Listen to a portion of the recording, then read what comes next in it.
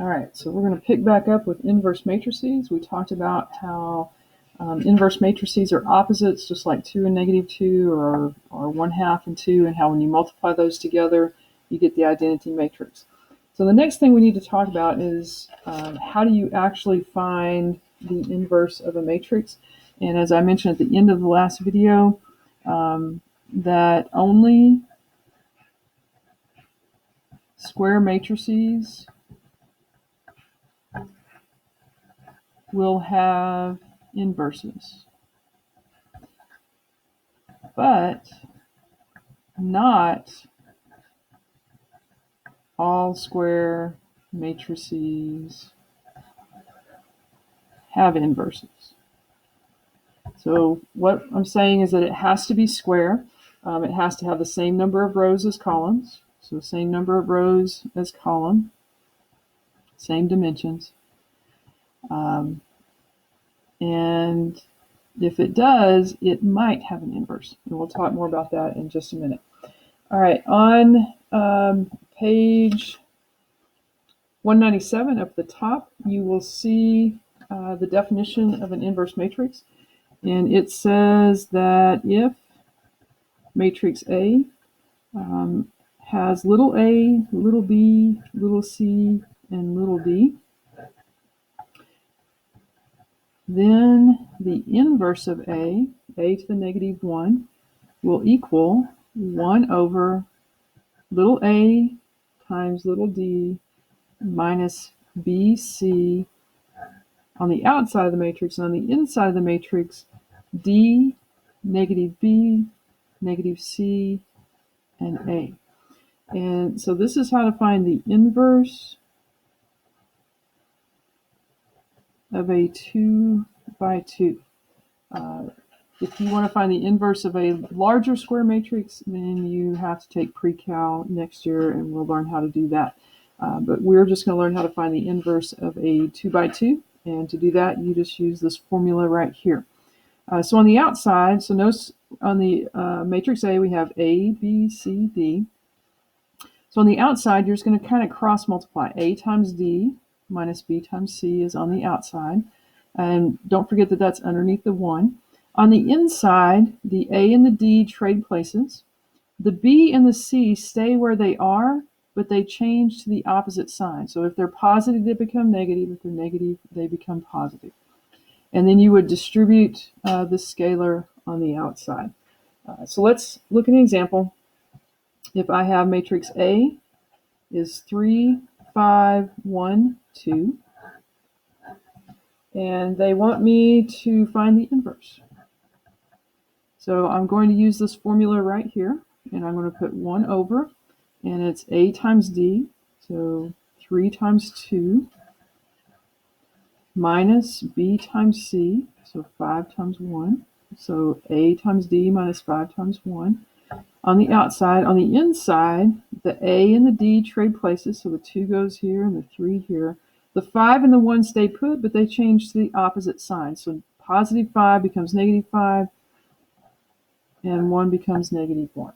So I've just followed the formula. Now I need to do a little arithmetic. Underneath here, I'm going to get 6 minus 5. So on the outside, I have 1 over 1, which is just 1. And if I distribute 1 through the matrix, then my inverse will be just 2, -5, -1, and 3.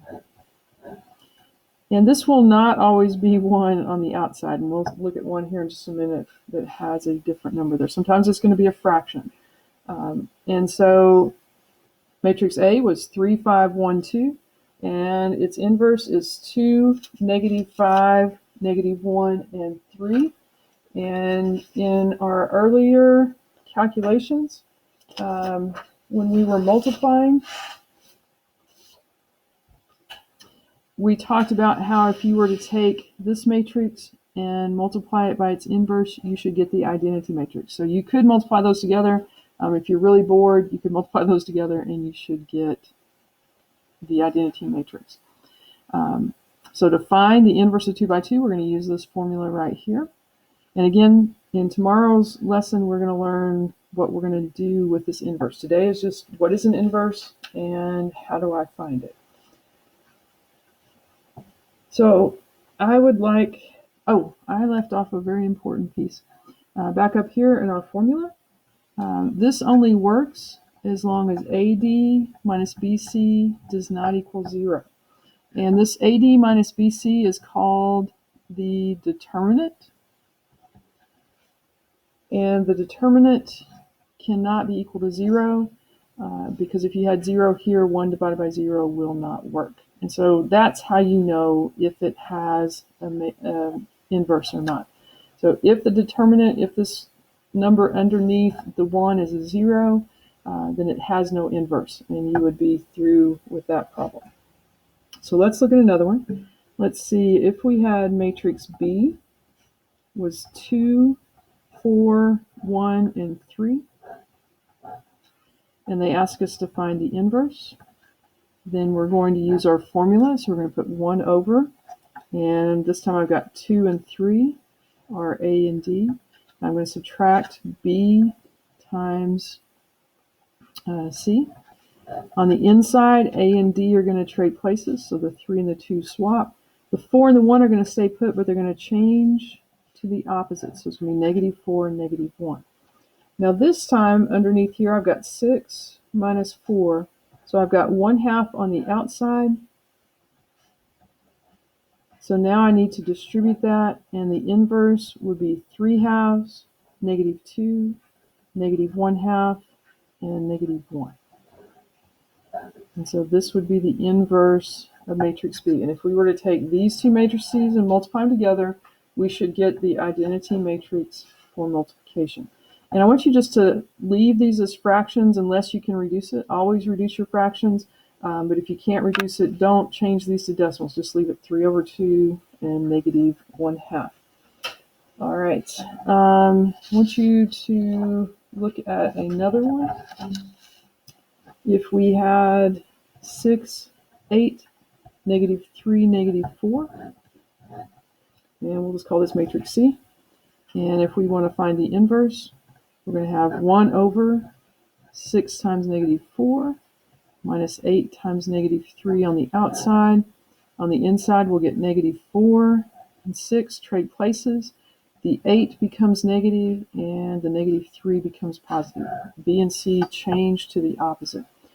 Now underneath here, I get -24 plus 24, so I'm getting 1 over 0, which is not possible. So matrix C has no inverse. So you can leave, if you get the determinant to be 0, there will not be an inverse. And so one more I want us to look at.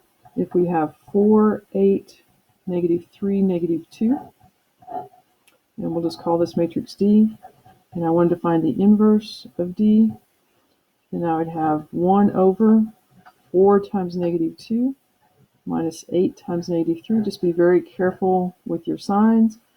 Inside here, the -2 and the 4 trade places. The 8 becomes negative, and the -3 becomes positive.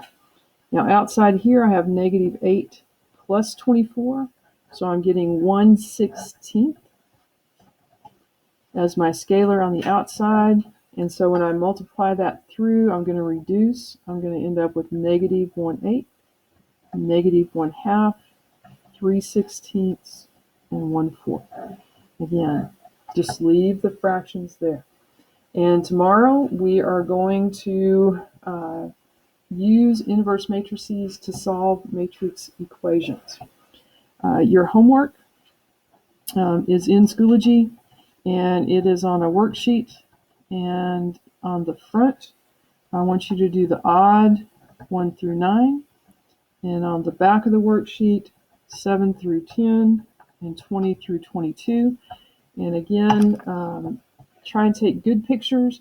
And if you're having more than one picture, just go ahead in Schoology and say, I'm sending it by email, and just email me those pictures so that I can see all of the work, the hard work that you're doing. Thank you for all the hard work you did the week before spring break, and just continue. Remember, our Zoom session will be every day at 9:30. And so if you have questions on today's work, just come to Zoom at 9:30.